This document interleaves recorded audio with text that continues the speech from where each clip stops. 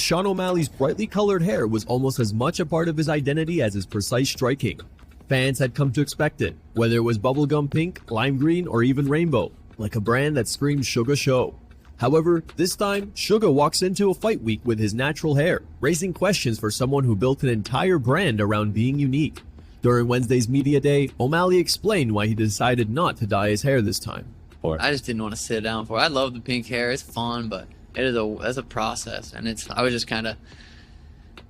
I thought bringing back the OG hair would be pretty cool too. I think last time I had this was Jose Quinones. The first time I did my hair was June 6, 2020, so almost 5 years ago to the day, and yeah, so it was pretty great. I thought bringing back the OG hair was cool. O'Malley was also. So welcome back to MMA Math with Mike. So today I want to react to the video clip that you all just listened to at the beginning of this. I realize that we're in June of 2025, so I know culture's changed. I know the world has changed, especially since I was a kid, since I started watching the sport.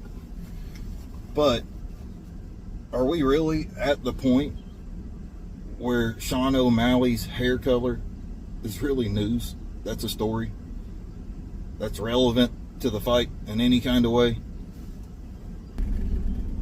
So you still had your typical normal questions that you would hear at a press conference, or that you would hear asked to a guy that is going into a fight that is a rematch. What did you do differently for this camp? Is there a game plan that you're going to try to implement that differs from the original fight? You got all those things that you could ask a fighter at a press conference. If you wanted to get personal a little bit, the guy just had I believe he just had a son, his second child. You want to get personal, ask him a little bit more about his family, about his kids. In what world we say, hey, how come you didn't go with the rainbow colored hair this time, Sean? Why not go with the bubblegum pink? It seems to really make you move better inside the cage. Now, going back to when I first started watching this sport, if I were to hear Jeff Blatnick was a commentator at the time, and we'll just pick the guy from back then. I was going to say Don Fry, but just because of nickname alone, we're going to go with Ken Shamrock. The world's most dangerous man, Ken Shamrock, right? So obviously he lost to Hoist the first UFC. Came back at UFC 3, the American Dream, to hopefully get that fight back with Hoist. Of course, Hoist has his fight with Chemo. Chemo ends up exhausting Hoist, and Hoist has to pull out of the final. Shamrock pulls out of the final. So I believe that was Steve Jenham that ended up winning UFC 3. Anyway, off topic, getting off my original point here. So if Jeff Blatnick goes back to the locker room before the fight, or let's just say it's a week before the fight, and he sees Ken Shamrock walking around the fighter hotel or something, he says, hey, I want to do an interview with this guy, world's most dangerous man. Hey Ken, what color hair do you plan on having in this fight? Just the thought of that being a question that you would ask a grown man that is preparing to enter into a cage against another grown man and do him damage, it just seems really silly to me, I guess. It doesn't seem like something to me that you would ask right before a fight. Now, I would probably even give a pass on this if it were a female fighter that had been asked that question. So, Juliana Pena, hey, what color hair do you plan on having for this fight? It's still a stupid question to ask about a fight, but it would at least be more applicable to a female fighter, in my opinion. I never dyed my hair any kind of color. Obviously, people can do what they want to do. I get You know, you want to be unique, you want to stand out, you want to be a character. Also try to remember, you know, Sean O'Malley, I think he said himself that his favorite fighter is Conor McGregor. So I understand trying to sell yourself. But again, it's, my issue's not with Sean O'Malley or how he markets himself or how he chooses to dress or look or anything like that. My issue is more with the MMA media. It just seems like there's so much more that we could have a conversation about, or that we would be able to debate about, and none of that would include what a fighter looks like or dresses like. I really don't care about any of that shit. I also don't care about who the fighter chooses to sleep with, or what I care about is what is your qualifications inside the cage? What have you achieved inside the cage? You have two guys that are both champions, former champion in O'Malley's case, but they're both elite fighters in their division. Like, what are we doing?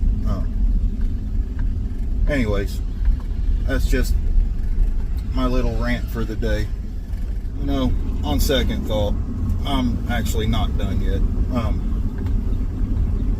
I would expect to hear some stuff like that in like an interview that you give to somebody like Nina Drama. There's a place and a time for those types of interviews, those types of questions. I guess for me, I can't speak for everyone, obviously, but I'm just really sick and fed up with all of the dumb shit that gets said in MMA. The stuff that's just completely foolish. What color hair do you have? Oh, John Jones is scared of Francis. He's actually scared of Tom Aspinall. Like, you believe that shit? You really actually believe that? So you're going to tell me that John Jones goes into the ring, cage, so this guy, he has no fear in stepping into the cage with Cyril Gane, you know, former interim champion. I guess that sounds familiar. Cyril Gane literally makes this guy look like an amateur. Anyone that says otherwise, you're just really lying to yourself. That fight was not competitive in any way. John Jones was never in any type of trouble in that fight.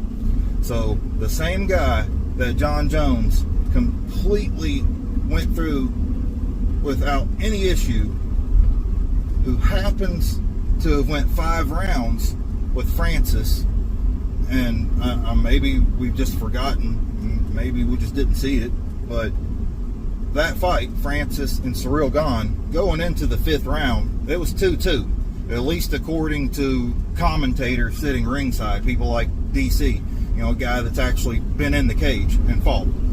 So he goes to a 5-round decision against Francis Ngannou. Francis isn't able to finish him. He isn't able to just go straight through Cyril Gane and knock him out cold.